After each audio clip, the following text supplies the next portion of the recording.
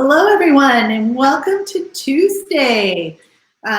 We are back to talk with Dr. Kim Pope-Robinson about stress. She's really good with stress. And so she and I were talking about this before the show, and we have a couple ideas. We'll do a second idea later. But today, see, I printed it off, Kim. We're going to be talking about stress relief. So a lot of hospitals, a lot of teams are really stressed right now. There's so much coming at them.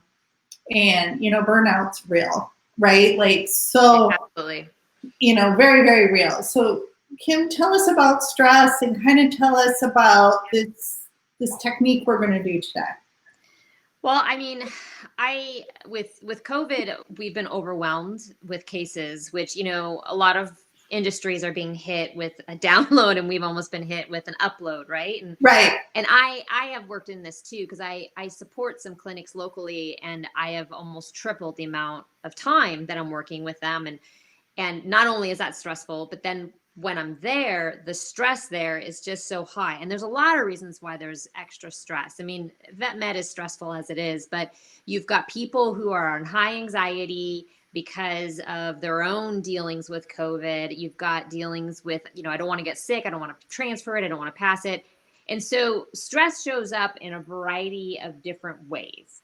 Now, for some people, they might get quiet and kind of recluse and go to themselves. Other people might be more abrasive, aggressive, and almost yell at people. And we've probably seen this with a lot of our clients, right? Right. And so, many of us are not necessarily aware of the stress. Now, sometimes stress can be good, right? So a little bit of stress can drive us to do great things, right? To study for a test or to challenge ourselves to try something new, right? But this is like the bad level stress where it's just overwhelming.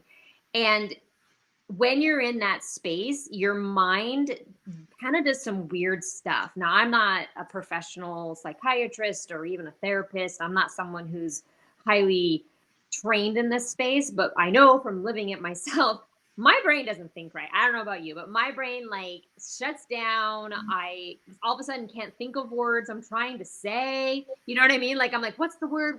Oh, dog. It's like so. Right.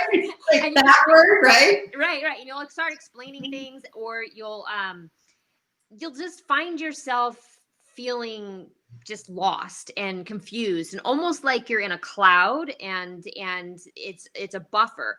And that is oftentimes what's happening with our brains, because of the hormones that change in our head when we're under stress. Now, it's not easy to just tell yourself, don't be stressed. It doesn't work that way. It never works that way, right? Beautiful. So it's there's a lot of sinkers that I could go into that I'm not going to spend the time in describing why we get stressed, but it's finding those balloons, those moments that can help our brain reset. And there's a lot of ways we can do that. And one way that I personally like to do is to be creative. So when your brain has a moment to breathe and be just a tiny bit creative for 5 minutes, 10 minutes, whatever that might look like, it allows it to kind of say, okay, we've got this. And then when you get presented those same sinkers and those same stressful moments, that creativity says, hey, we created that. I think we can create something here. It also recycles the brain to see, hey, all the stuff that's really crappy is not the only thing that exists in this world. There's these other things too. So we don't need to hyper focus on this really crappy stuff. It's still there. And you can't put a silver lining on it. Sometimes you can't put the rosy glasses around it. You can't turn it into all positive. I'm not saying that. But it allows your brain to say, hey, there's something else, and it can function a little bit better when you're then put back into that stressful moment. Does that make sense? Well, it does, because we all need breaks, right? We all need to sleep at night.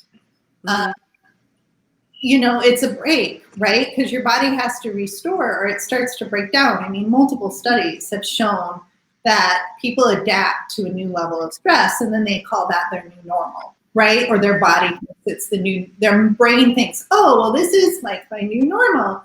But in reality, your body's running in the red zone, even though your brain says it's the new normal zone. Your body's like, yeah, I'm just, this is the red zone, people. Yeah. Not good for me. Not, We're so good at this as veterinarians and veterinary professionals.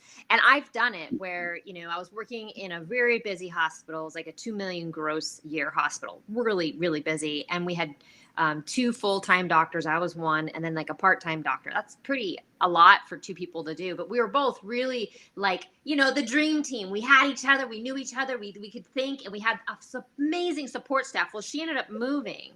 So then it was just me managing this hospital before we got somebody in to multiple people to help replace her.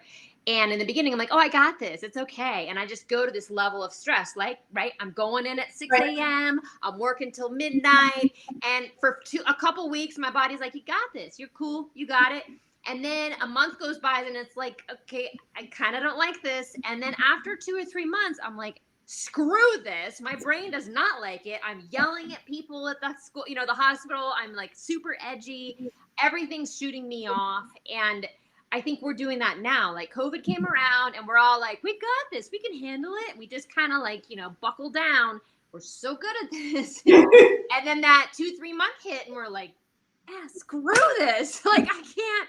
And the thing is like, I've had this conversation with like my sister, and she's like, oh, it'll be so great when it's all over. That's the thing. This isn't just going to be over. It's like, so we can't wait for that new doctor to be hired to relieve the stress. We can't wait for the COVID to just disappear because it's not going to, you know what I mean? So yeah, we have to stop it and say, okay, you can't keep running on all cylinders thinking that you can do this and not take a break because you're going to burn out everything. Which brings us to your little mini breaks. Yes.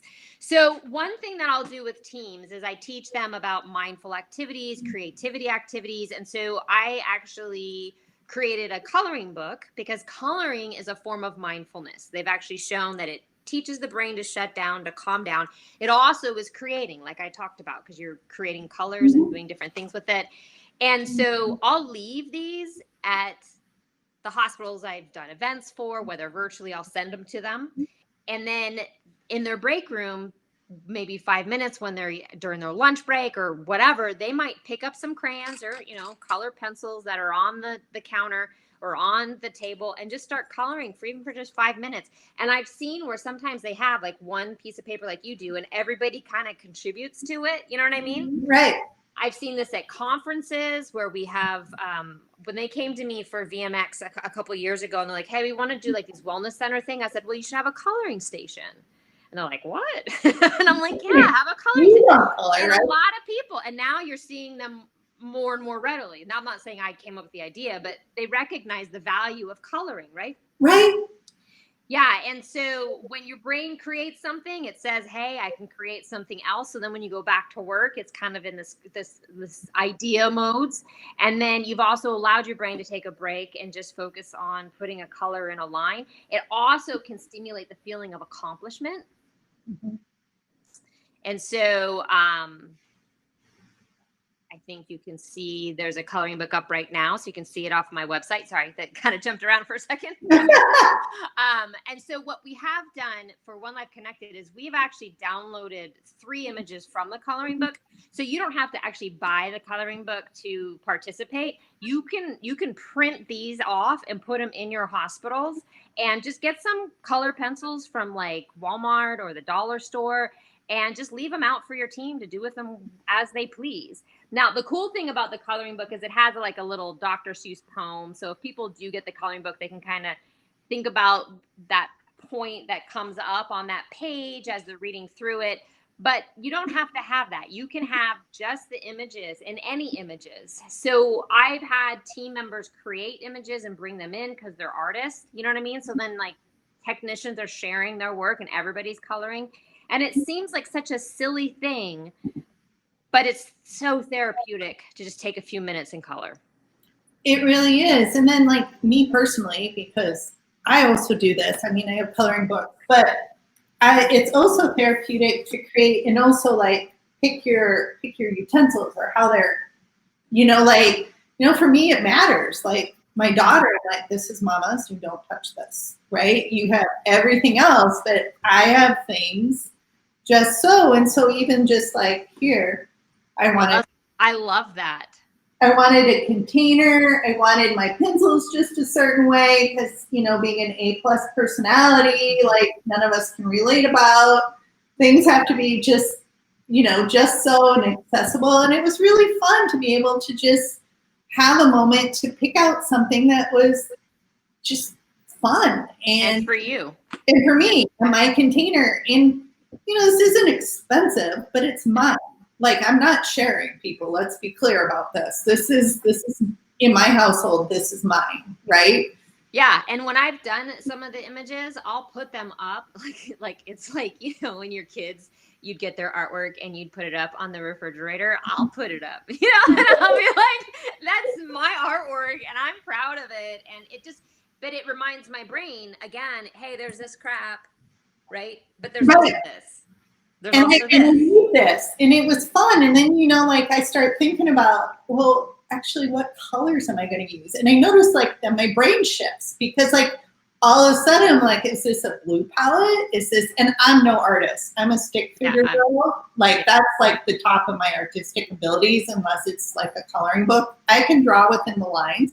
But then you're like, well, how do I want to move this? How do I create it? And then it shifts it almost from the mind to the heart too, right? Because then you are different, like the heart space feels more warmer and it feels more caring and it feels more loving. And so I've moved the elevator from here to here. And right. And I'm broadcasting differently. I've actually have a presentation on creativity and I talk about this specific thing, and that for us as veterinary professionals and people who are in this space, we have taught to be very analytical, very type A, very like do, very scientific and approach everything like that. Here. And that's, yes, very up here. And that serves us well to a point. But when we're looking at our well-being and when we're looking at finding ways to be sustainable in this career that's very stressful, finding opportunities to be creative actually opens up a new area that will allow us to deal with the that comes throughout the day, right? Like I said, creative here, but your brain's all of a sudden like, what else can I be creative over here? And it allows you to release some of the stress that you have. So yeah, I did a whole research on it, and there's all this scientific data about the values of being creative. Yeah, for our well-being. Poo-poo sort of, you know, thing, right? And, you know, and I was never really I mean, I always colored as a kid. And now I realize that was my mindful moments as a kid, as I would color. We would go on long trips. I'd always bring my coloring stuff. We would go on vacations. I always have my coloring stuff. And it would be moments where I think I recognized that I was stressed and I would go and color. And it's funny that subconscious that happens. And today I now look forward to the moments when I can color. Right. It's different. Yeah. And just kind of reset everything. So I really encourage people to have it in their hospitals. I encourage them, like you, to kind of create a space or a support for yourself that you recognize that this is my way to color and be involved in helping myself reset and be creative. Exactly. Well, perfect. Well, we'll put up the link if people just need a starting point, you know, because some people be so up here, they don't even know how to get down the elevator down, and they need a starting point. Right. So that's the starting point. And take a break, people. Right? Yeah. And the person, I know, and the person that actually drew all of the pictures that are in my coloring book is a veterinary technician who's a practice manager in Northern California. So he too uses this personally. You'd be amazed by his artwork. He is actually an artist. So he's amazing. But I mean, you know, it's just nice to see that we all have that. So if you have friends or people, colleagues, invite them to bring that creativity in and share their artwork with you guys. Because I mean, I think it inspires us all to kind of take a break. It really does. It really does. Well, I appreciate you I really appreciate you helping to share the message and get it out there, because I hope this helps everybody, because I know how horribly stressful everything is right now. And that's the exact word, horrible. Yeah. It is. And, you know, I have found myself leaning on a lot of these tools more lately than I have ever had. Well, great. Well, we'll have you back again. We might be discussing bubbles next time.